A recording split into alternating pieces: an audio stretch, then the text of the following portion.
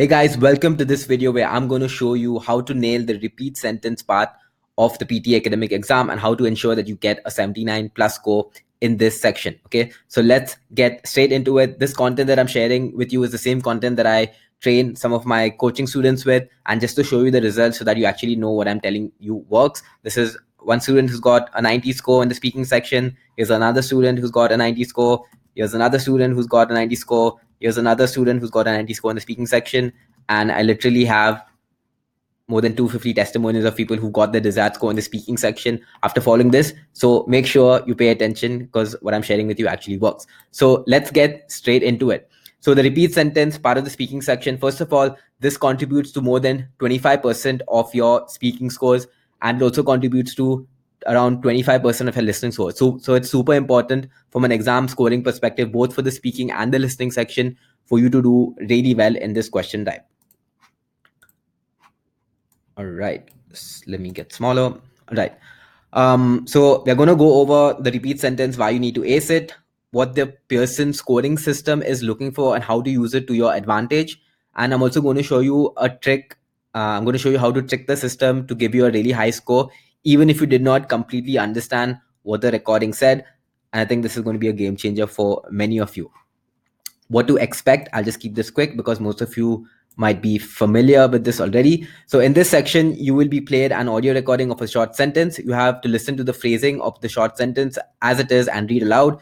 You can expect around 12 item sets of sentences in this section. Each recording will be fairly short and between 4 to 10 seconds long. There can be between 8 to 15 words in each sentence. So most of you already know what this is, so I won't spend too much time kind of going over this information. Basically, you get a person speaks a sentence and you need to repeat it exactly as the person said it. Let's look at the scoring system and how this works. If you understand this, you can really do well. Okay. First of all, it's content. So you're scored on content, pronunciation, and oral fluency. On content, you're scored on the scale of 0 to 3. On pronunciation, you're scored on the scale of 0 to 5. On oral fluency, you're scored on the scale of 0 to 5 as well. Okay.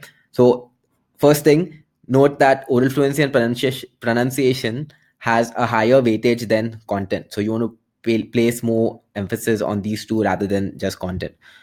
Within content, every replacement, omission, or insertion counts as an error. So for example, if I add another word in the sentence, that counts as an error. If I miss to say a particular word, that counts as an error.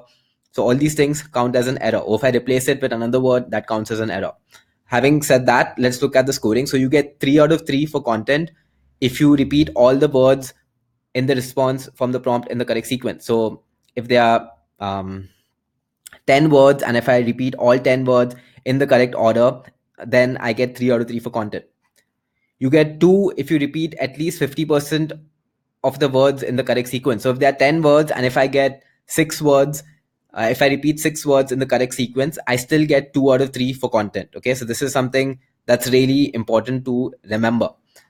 You get 1 if it's less than 50. So maybe if like 4 or 3 words out of 10, you get 1. And you get 0 if it's almost nothing. And then on pronunciation is 0 to 5 and oral fluency 0 to 5. So theoretically, there's like 13 points for each sentence that you get in the exam. Okay, and there's around more than 10 of these. So it's a lot of points up for grabs. Okay, so why does speaking fluently matter? I'm just going to explain that in this slide. And I'm also going to give you an example of how the scoring system works based on 3 different examples. Let's take, for example, this sentence.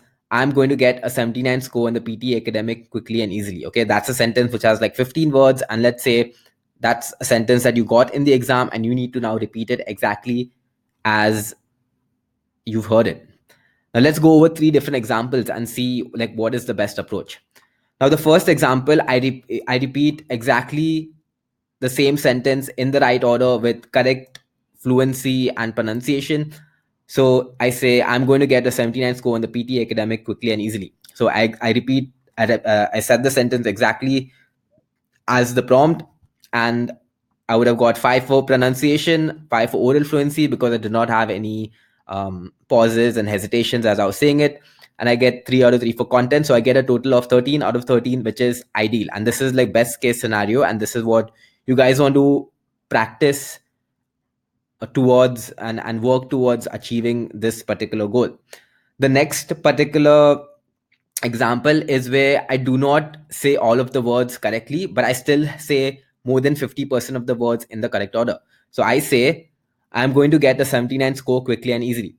Okay, so I completely missed out on in the PT academic, because maybe in the exam time I just did not understand that part of the sentence and I missed it out. So what happens, what's the scoring going to be in this situation? Well, I would have scored 5 out of 5 for pronunciation because I spoke clearly. I would have scored 5 out of 5 for oral fluency because I did not have any pauses or gaps in my answer as I was speaking. I would have scored 2 out of 3 for content because I still said more than 50% of the words in the correct order.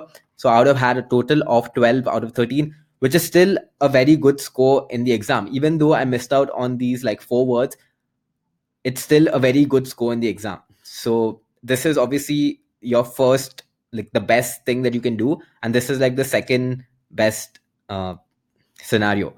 Another example of something similar where I do not repeat all the words in the correct order is 79 score in the PT academic quickly and easily. Okay, so I missed out on I am going to get a, but it's still, I still said more than 50% of the words in the correct order, and I said it clearly without any breaks or without any hesitations. That is key, not having those breaks and hesitation. So I would have scored 5 out of 5 pronunciation, 5 out of 5 oral fluency, 2 out of 3 content. I would have scored total of 12 out of 13, which is again a very good score, even though I missed out on like the first 4 words of the sentence, 4 or 5 words. Now let's look at what you should not be doing in the exam. Okay, let's say I say all of the words correctly, but I have a lot of hesitations and pauses.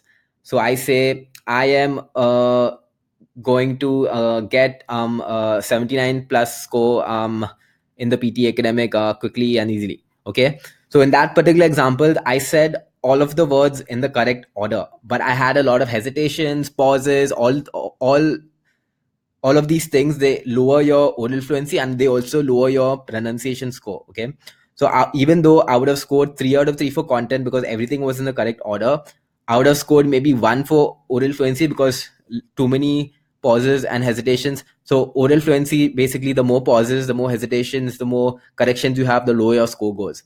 And in this example, I had a lot of these things. Pronunciation scores also go down if you're not that fluent. There's a relation between that. So in this example, even though I said all the words in the correct order, I still get 6 out of 13, which is like a very bad score.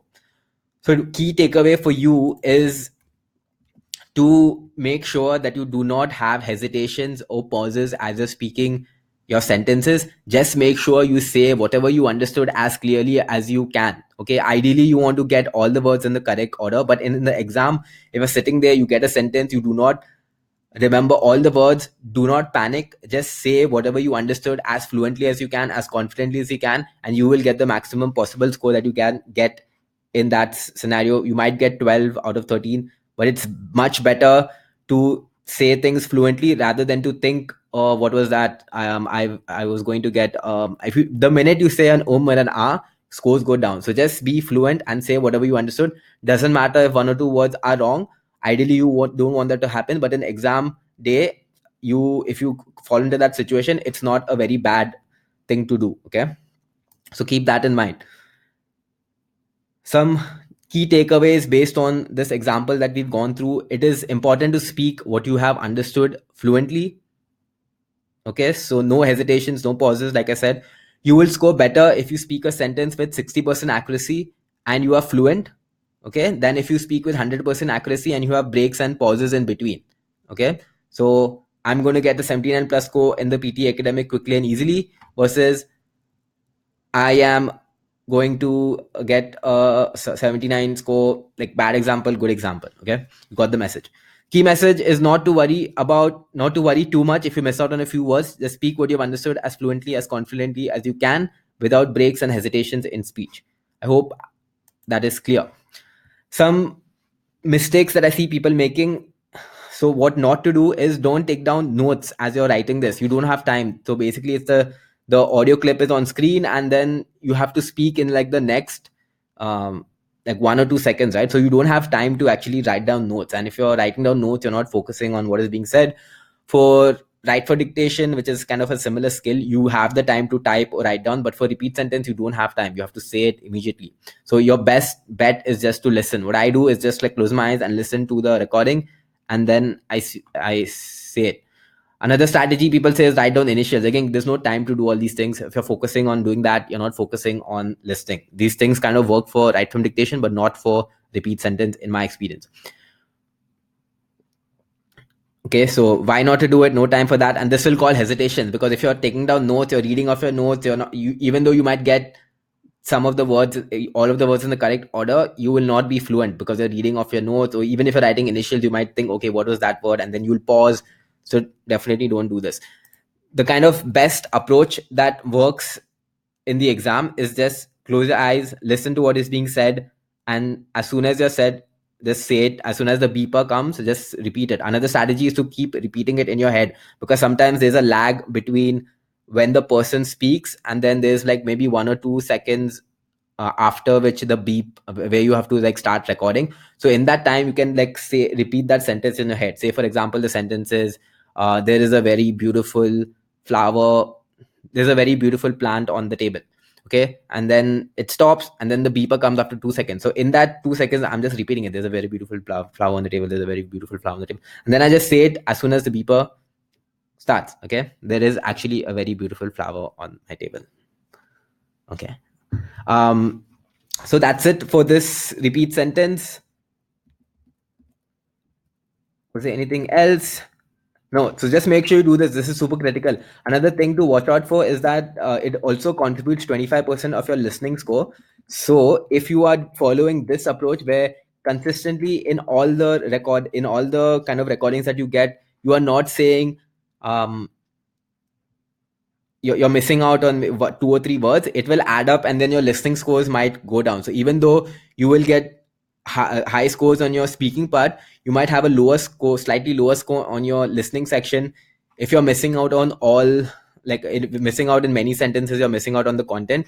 This content part of your scoring goes to the listening section. So you might miss out on certain, your listening scores might be lower. So you can't follow this approach consistently, and the best way is to practice up to a point where you get like at least 90% accuracy in the repeat sentence. And that's a good target to have, because this has such a high weightage in the exam. You want to practice till you're getting at least 90% of accuracy in this exam type, because it's really contributing to speaking as well as listening. With this approach tricks that I told you, you want to do it in the exam scenario so that your speaking scores stay high. But remember that if you're always doing that, your listening scores might still be short by around like 10 points. Okay, that's it for this. Like I said, this approach really works. A lot of our students are getting a lot of great results, 90 scores in the speaking section by following this and other strategies that I share. If you want like a very focused way to prepare for this exam, we have a Target 79 program where the goal is to help you get to a 79 score in the shortest possible time. We're getting some amazing results from people who have been going through it. So in case you're interested, link in the description. Any questions, feel free to put in the comments, and good luck guys for your preparation, and I'll talk to you soon.